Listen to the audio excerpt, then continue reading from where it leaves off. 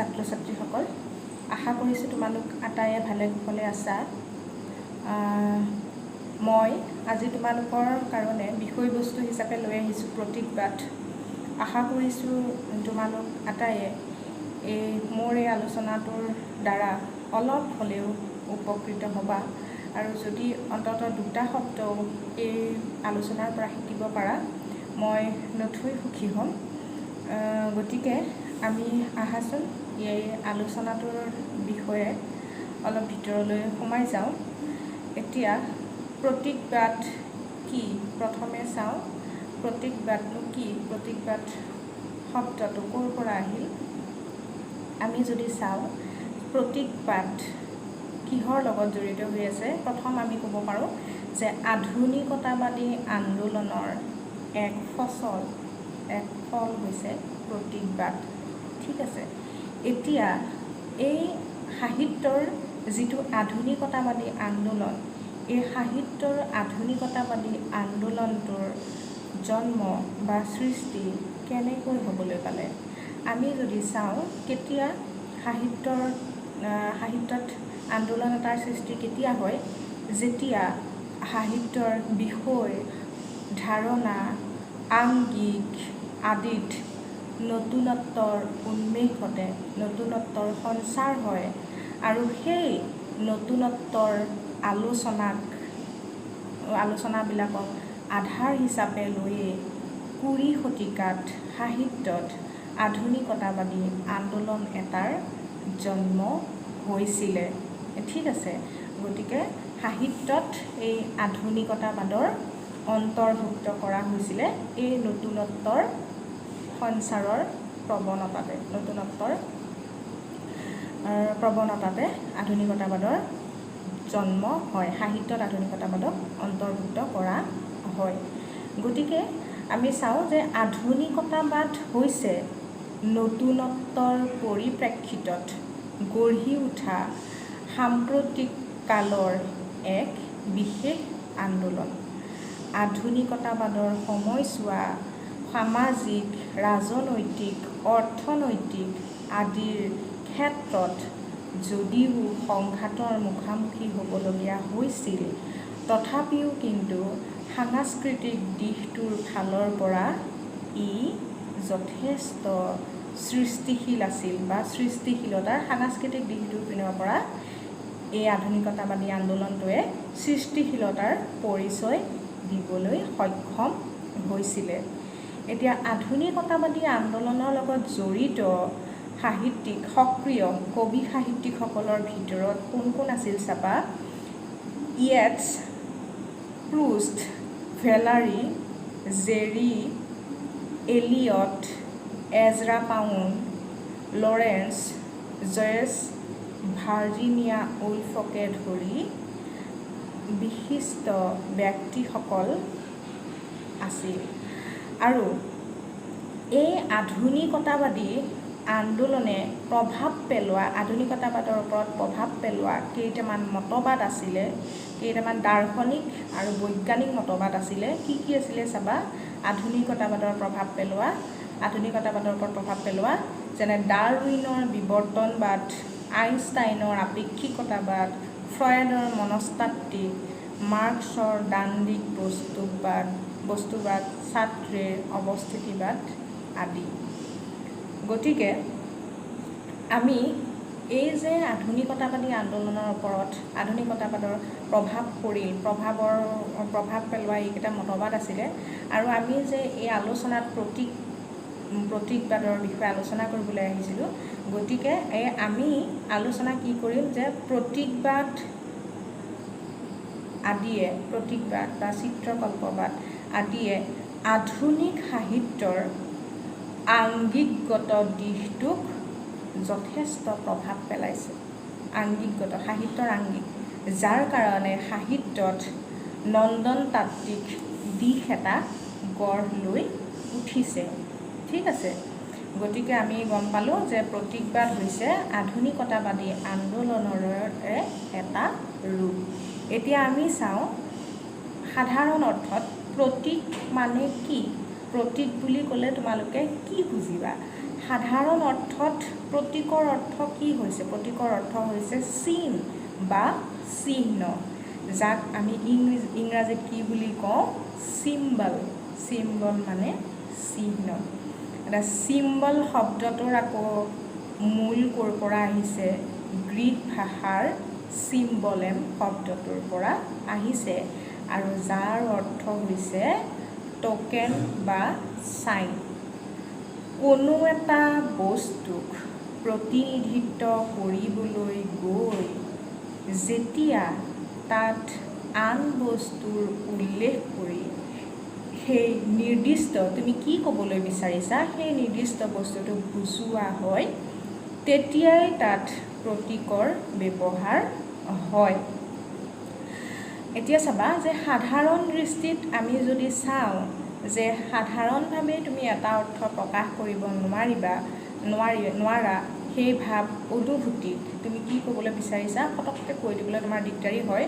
গতিকে সেই অনুভূতিক যদি তুমি এটা ৰং দি, এটা ৰং, ৰেখা, ৰূপ, এটা চিহ্ন, ধ্বনি তুমি যেনেকৈ নিদিয়া, তাক বেলেগ ধৰণে এই প্ৰতীক, চিহ্ন, ধ্বনি, ৰং আদিৰ মাজেৰে যদি তুমি পোনে পোনে নকৈ তাত এটা ৰূপ দি প্ৰকাশ কৰিব বিচাৰা, তেতিয়াই সেই প্ৰকাশৰ যিবিলাক উপাদান তুমি পোনে পোনে নকৈ পেলাই যিবিলাক উপাদান তুমি ব্যৱহাৰ কৰিলা, সেই উপাদানবিলাকেই প্ৰতীক ৰূপে ধৰা দিয়ে।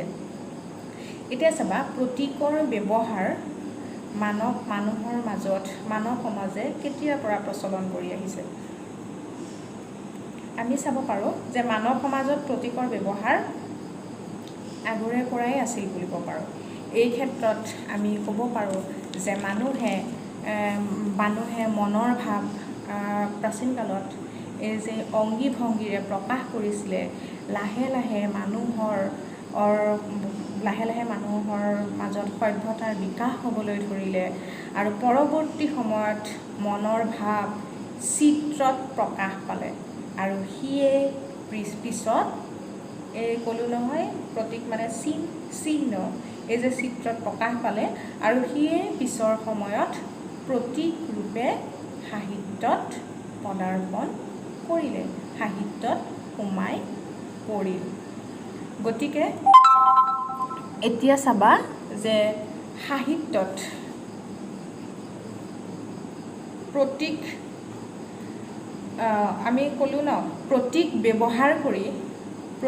ব্যৱহাৰ কৰি তুমি ব্যক্ত কৰিব নোৱাৰা কথা বা ধাৰণা এটাক, বিষয় এটাক প্ৰকাশ কৰিব পাৰা প্ৰতীকৰ ব্যৱহাৰৰ যোগেদি। প্লেটোৱে কি কৈছিলে জানা? It is easier to say what a thing is like than what is. অৰ্থাৎ এটা বস্তু কি তাক বুজোৱাতকৈ ই কাৰ দৰে তাক বুজোৱাটোহে বেছি সহজ। আৰু চাবা, গতিকে সেই প্ৰতীকবাদী যিটো আধুনিকতাবাদী আন্দোলনৰ যিটো ফল প্ৰতীকবাদী আন্দোলন, প্ৰতীকবাদ, সেই প্ৰতীকবাদী আন্দোলনে কবি সাহিত্যিকসকলক সামাজিক জীৱনটোৰ পৰা কিছু আঁতৰ কৰি আহি যি কলাগত সৌন্দৰ্যৰ প্ৰতি আকৰ্ষিত কৰিছিলে। গতিকে এতিয়া আমি চাওঁ যে সাহিত্যত প্ৰতীকবাদী আন্দোলনৰ কেতিয়া আৰম্ভণি হয়।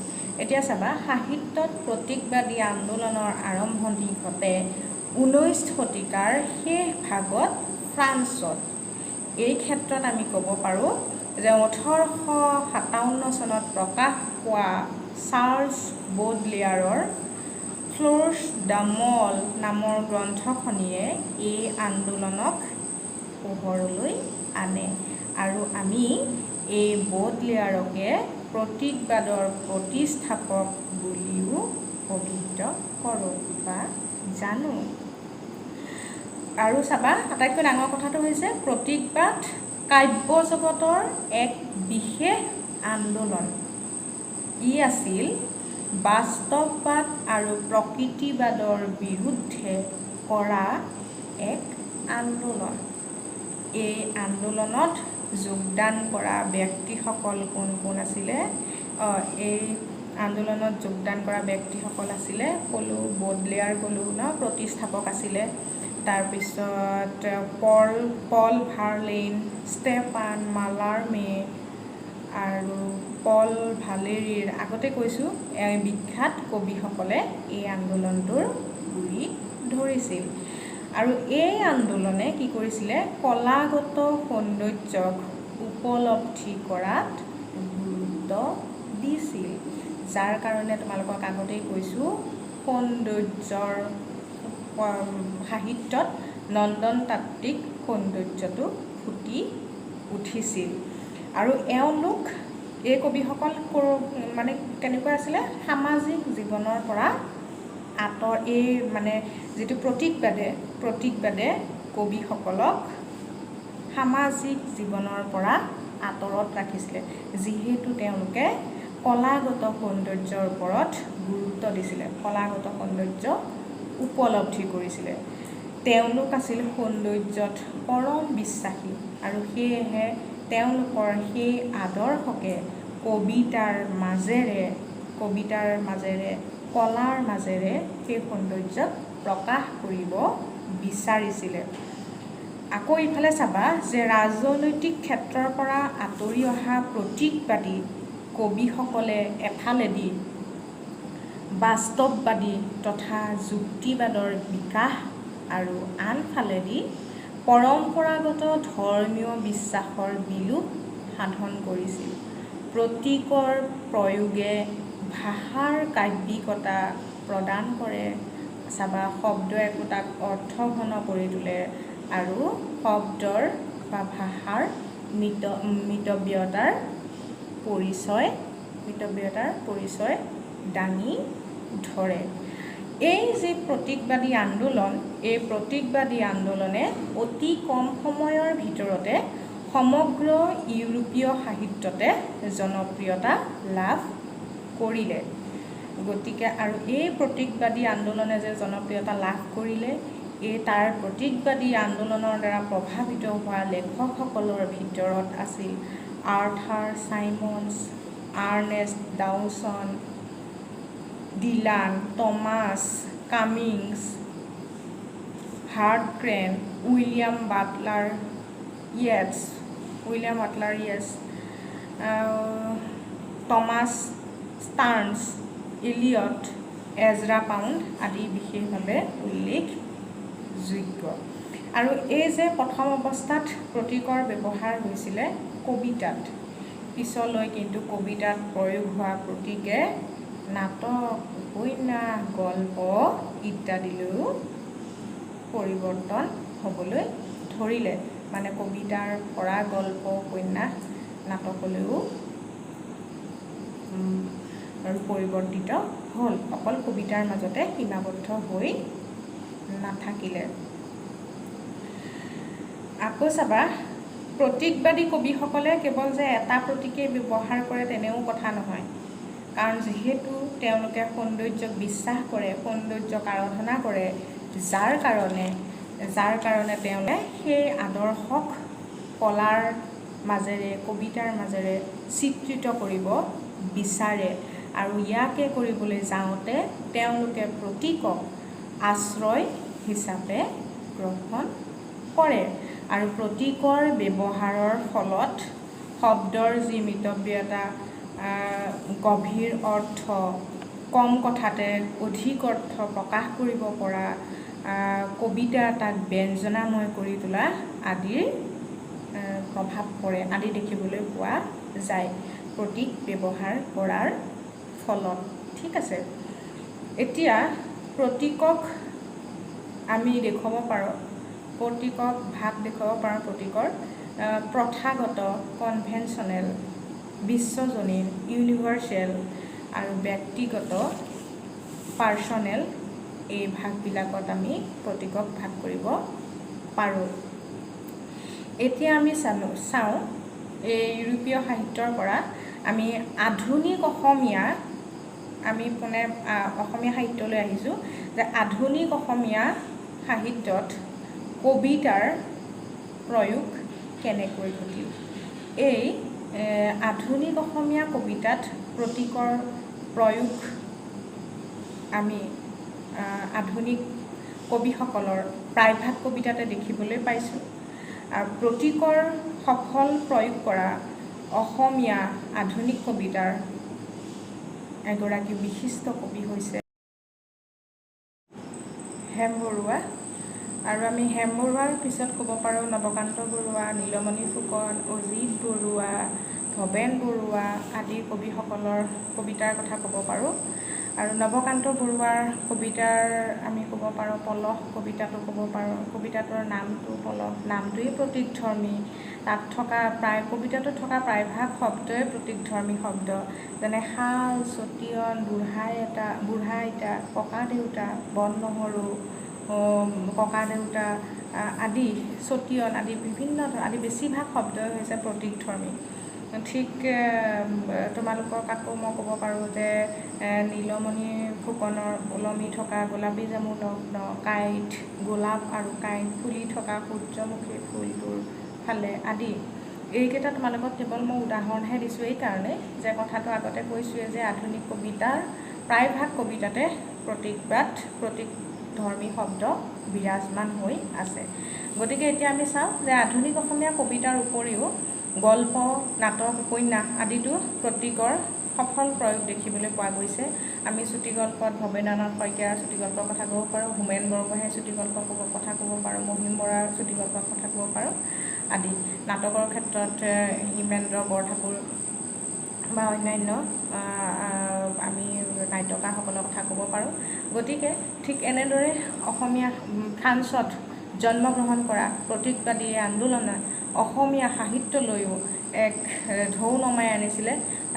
জনপ্ৰিয় যিটো আমাৰ কবিতাটো আধুনিক সাহিত্যৰ এক সফল ৰূপ, সৌন্দৰ্যক অগ্ৰাধিকাৰ দিয়া এক সফল ৰূপ প্ৰতীকবাদে অসমীয়া সাহিত্যক এক সৌন্দৰ্য মাত্ৰা প্ৰদান কৰিছে আৰু ই অসমীয়া সাহিত্যলৈ এক বিশেষ মাত্ৰা নমাই আনিছে বুলি আমি ক'ব পাৰোঁ। গতিকে প্ৰতীক সম্পৰ্কে বা প্ৰতীকবাদ সম্পৰ্কে এই কেৱল আজি তোমালোকক এটা সাধাৰণ আভাস দিলোঁ। খুব সম্ভৱ তোমালোকে প্ৰতীকবাদ বুলিলে এতিয়া কি বুজি পাবা, অলপ হ'লেও কিবা আইডিয়া কৰিব নিশ্চয় পাৰিবা, নহয় জানো? গতিকে প্ৰতীক সম্পৰ্কে কেৱল এই সাধাৰণ আলোচনাটোৱেই মই আজি তোমালোকক দিলোঁ। আকৌ কেতিয়াবা আমি পিছৰ পৰ্যায়ত কবিতাত বা গল্পত কেনেধৰণে প্ৰতীকৰ প্ৰয়োগ হৈছে সেই বিষয়ে আকৌ কেতিয়াবা বহলকৈ আলোচনা কৰাৰ চেষ্টা কৰিম, ঠিক আছে? গতিকে আজিলৈ তোমালোকক ইমানতে মই এই বিষয়টো ইমানতে সামৰণি মাৰিছোঁ, ঠিক আছে? ধন্যবাদ।